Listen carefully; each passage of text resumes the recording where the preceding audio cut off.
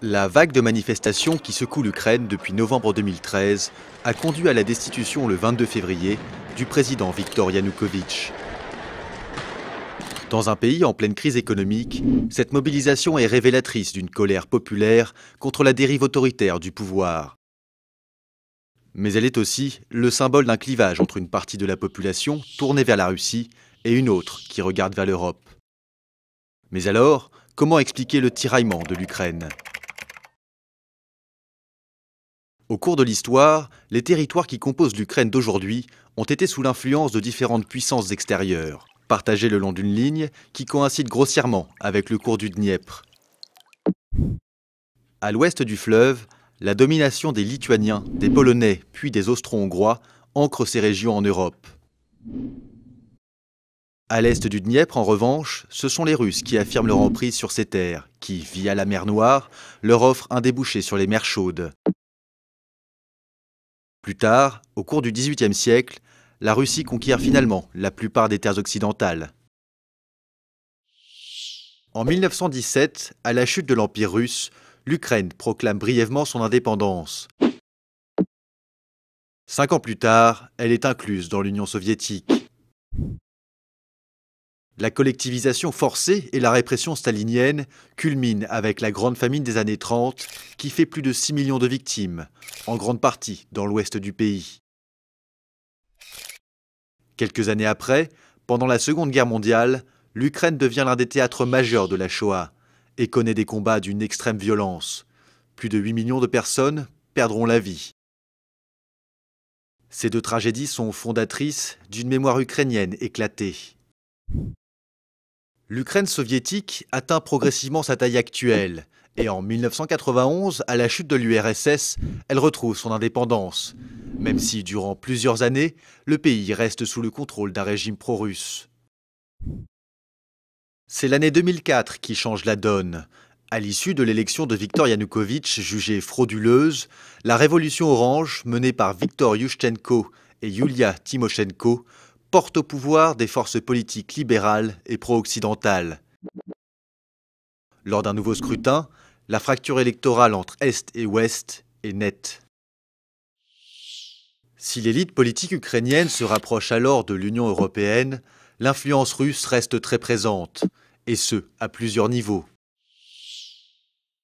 Sur le plan culturel d'abord, Moscou considère Kiev comme la toute première capitale de la Russie au Moyen Âge.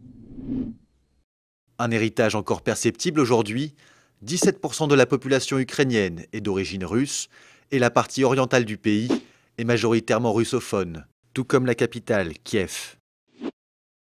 En termes stratégiques ensuite, l'Ukraine est un atout majeur pour l'armée russe, notamment la province autonome de Crimée, qui bénéficie d'une situation idéale sur la mer Noire. Et dans le port de Sébastopol, ville majoritairement russophone, un accord entre les deux gouvernements garantit à Moscou le maintien d'une importante base navale. La dépendance énergétique, enfin, est un autre élément qui limite l'autonomie du pays face à la Russie. 58% du gaz consommé en Ukraine est russe, et ce levier est utilisé par Moscou pour faire pression sur Kiev, comme en 2006 et en 2009, quand la Russie avait fermé ses robinets. En 2010, Viktor Yanukovych revient au pouvoir dans un pays affaibli par la crise financière, les lourdes factures gazières et la corruption. L'Ukraine en crise est néanmoins courtisée par ses voisins, avec lesquels elle entretient de fortes relations commerciales.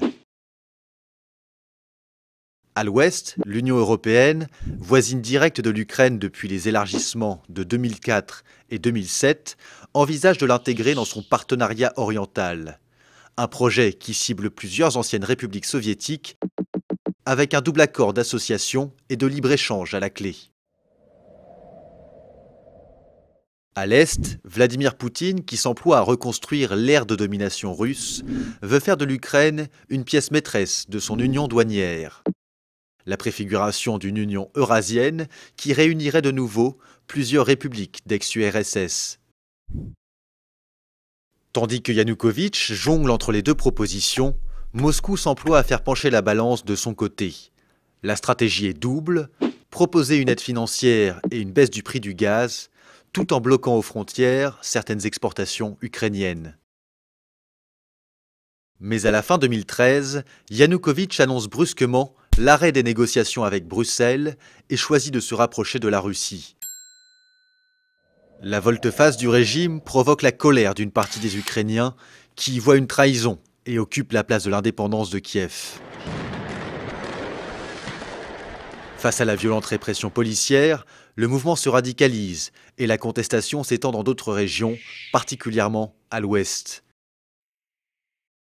En février 2014, un énième blocage politique provoque un regain de tension.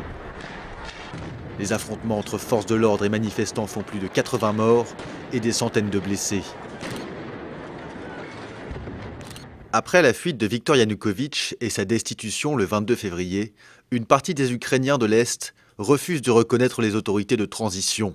Le spectre d'une partition de l'Ukraine inquiète, éviter la sécession sera le principal défi du nouveau pouvoir.